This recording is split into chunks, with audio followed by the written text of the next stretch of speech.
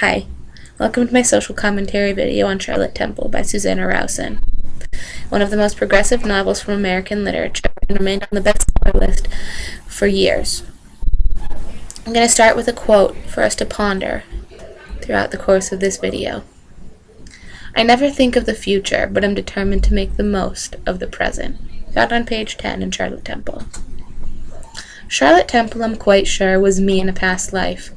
She went from being a good girl who didn't break the rules to a rebel willing to sacrifice everything for one, might I add, not so wonderful man.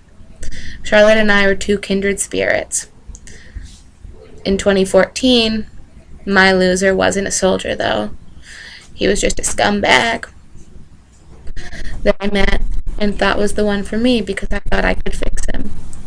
Charlotte didn't really have to fix Montreville, but she certainly had to win him over. And she battled with it for a long time. I find that young girls are so often discouraged from following their hearts. But what if, on the rare occasion, their heart is right? While Charlotte's outcome was the worst possible, dying, that doesn't inherently mean her heart was wrong. It is vitally important for young women to follow their dreams, whatever they may be. Whether it be for the purpose of love, or more realistic long-term goals such as a career, they should know to trust their intuition.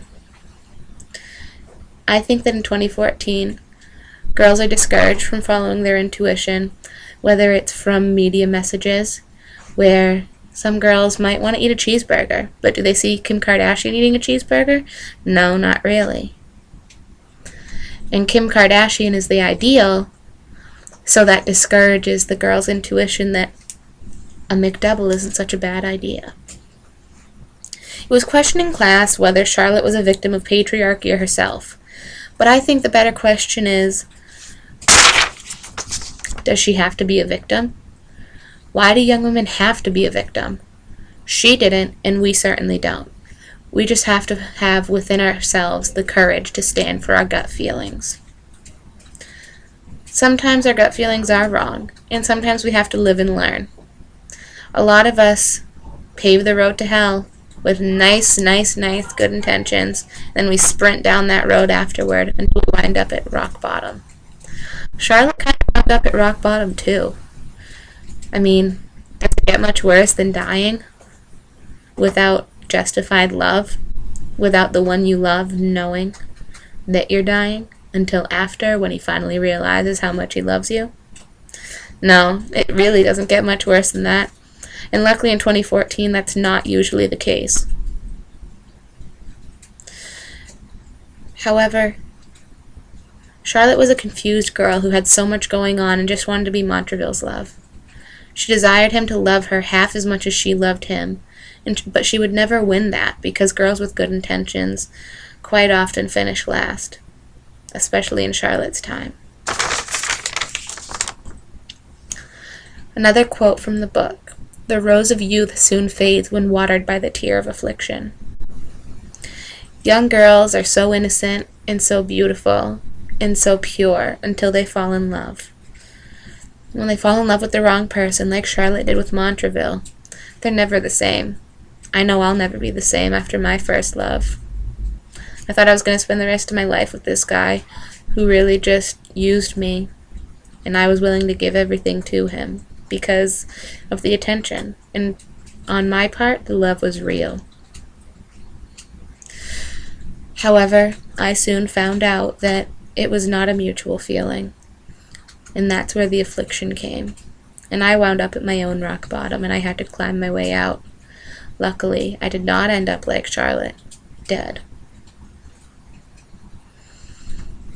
It's interesting to me that we so often question why Charlotte did what she did, why she left her family when before she was such a good girl.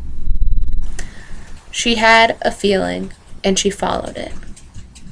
Why aren't we encouraging our girls to follow the dream, to learn for themselves? Often they're not going to wind up dead like Charlotte. They might have to make their own way, and they might have to climb their way out of rock bottom like I did, but they're not going to wind up in the worst possible outcome, to the point of no return. Why can't we encourage that? Why can't we pave our own paths? Why does the path with good intentions have to be leading to hell?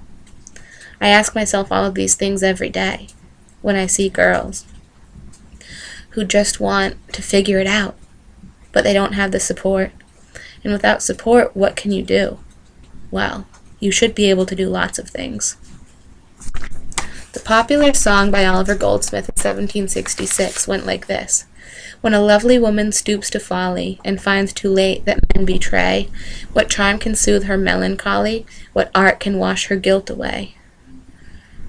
Confidence is the art that can wash her guilt away. Walking away from a situation betrayed by a man with her head held high is what can wash that guilt away. You can be new again. You can survive heartbreak if you know within yourself that you're better for it and you're stronger for it. And if I could say something to Charlotte Temple or my past self, if we're going to stick with that, it would be to just know that you can get through it, and it does get better. Thanks for watching.